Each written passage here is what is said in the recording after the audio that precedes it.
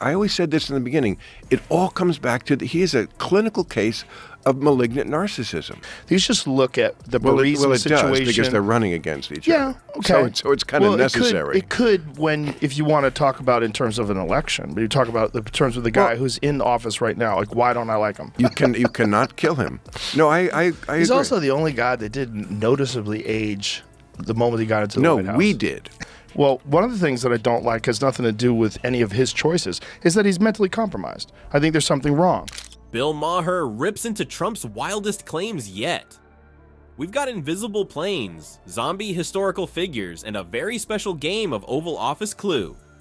Stick around to hear how Trump thinks he can wish votes into existence, why he believes he's smarter than Lincoln, and the real reason he's obsessed with crowd sizes. Trust me, you won't want to miss this. Before we move on, I'd like to ask you a small favor. If you appreciate this content, please take a second to like this video and subscribe to the channel. Over 98% of you watch the videos without subscribing. It costs you nothing, but it makes a huge difference to us. So, did you click the subscribe button?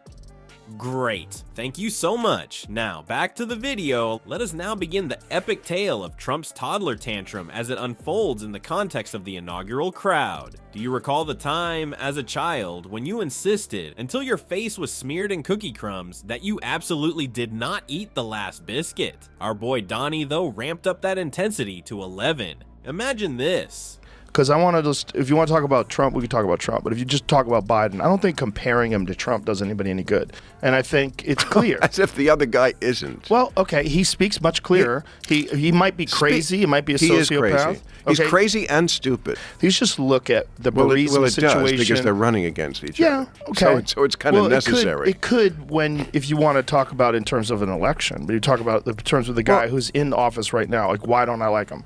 Trump, still riding high after his historic victory, determines his inauguration must have the largest crowd in American history. I mean, obviously size is important. The problem is it wasn't. Completely lacking. If we compare Obama's 2009 total of 1.8 million with this range of 300,000 to 600,000, we see a significant disparity. Oh no. Did that, however, halt the Trump train? Holy cow. In an effort to demonstrate that their audience was larger than Obama's, his team entered full-on panic mode. Seeing all those students attempt to prove to their teacher that their dog did in fact devour their schoolwork was like being a spectator at a circus. People who aren't physically there were even counted. Seriously though, at the door, were they distributing invisibility cloaks like Harry Potter's? Never one to back down from a challenge, Bill Maher opted to take a hard line with this circus. His main point was that Trump's fixation on the size of the audience was evidence of malignant narcissism. You know things are getting serious when a comedian begins throwing around sophisticated psych terms, and I'm not even a shrink. And continues to lie. He still hasn't conceded the election, which he plainly lost.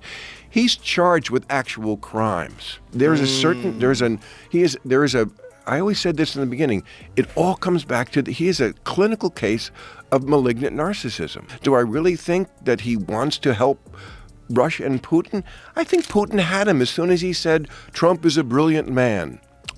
Trump escalated his yelling when additional proof of the actual crowd size surfaced. Imagine a slow-motion toddler tantrum taking place in the White House rather than a toy store. It wasn't some helpless little boy who was out of luck for a new action figure. It was the head of state. My goodness. And here's the worst part. The entire inauguration tantrum wasn't simply humiliating. Oh no. It seemed like a taster for the alternative facts shindig that was about to happen. America, fasten your seatbelts. That was Trump's message. How about we hop on the facts for a 4-year journey? What facts are being stated? Everyone, fasten your MAGA hats, because we're going on an adventure through Trump's fantastical military fantasy. Those days when you were a youngster and flying jets that couldn't be seen were over, right? It appears that our former president was never able to move past that stage, though. Trump, ever the wise man, chose to spill the beans on his revolutionary ideas on stealth technology. Wow, he really delivered. His assurance was comparable to that of a child describing Santa's sleigh ride. The stealth bomber is literally invisible. Hey! It's true, everyone. The United States military apparently possesses cloaking technology on par with Harry Potter's for quite some time. Well, one of the things that I don't like has nothing to do with any of his choices, is that he's mentally compromised. I think there's something wrong. We aged when he was in office. He was fine. You're right. He didn't look like he aged. He always looks the same. There's also blue zones where people live to 100. They don't look like those guys. No, they look better. Yeah, they're thin and active. But basically, I mean, yes, he tried every possible way to steal this election.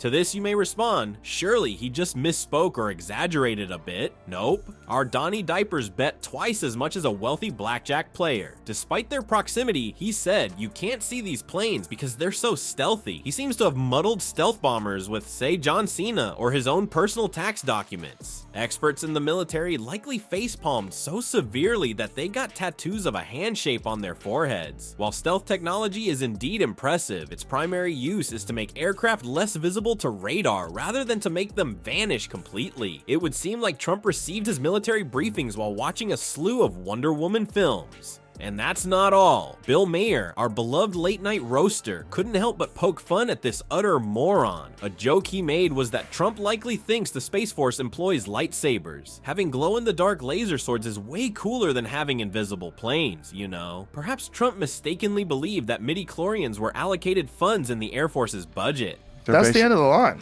Yeah. Yeah, I mean, you're on E. I mean, right? You might make it to town, but you might die on the side of the road. Apparently it's okay. It's not illegal to lie to the American people. And of course he did lie. You cannot kill him. No, I agree. He's also the only guy that didn't noticeably age the moment he got into the White House. No, we did. It's not just a quirk. It's actually in the big book of crazy, you know, that... Right. I mean, it's a real thing. And it affects everything he thinks and does. People began to question whether Trump was combining reality with a computer game as he continued to babble about these fictitious phantom planes. He must have thought the pilots would be looking for power-ups and bonus points the whole time. Do you think he really believed they could simply respawn if they were shot down? It appears that Trump's outrageous assertions are more than simply fodder for jokes. They're a major warning sign, folks. A serious issue has been brought to light by Bill Maher's roast, which isn't done for laughs. Here we have a former president who seems to be residing in his own little version of Narnia, where truth is subjective and his word is law. The worst part, though, is that many people aren't purchasing Trump's products anymore. According to polls, a significant portion of the population views Trump as dishonest as a toupee-wearing used car salesperson, and that's terrifying for our democracy. It's amusing, too. Trump is always the greatest president of all time in his mind, so the next time he makes an outrageous claim, keep that in mind. The planes, too. Stay hidden, darling. Is it real? People who aren't able to afford alternative information should be the ones to use that. But hey, we can still find humor in it, can't we?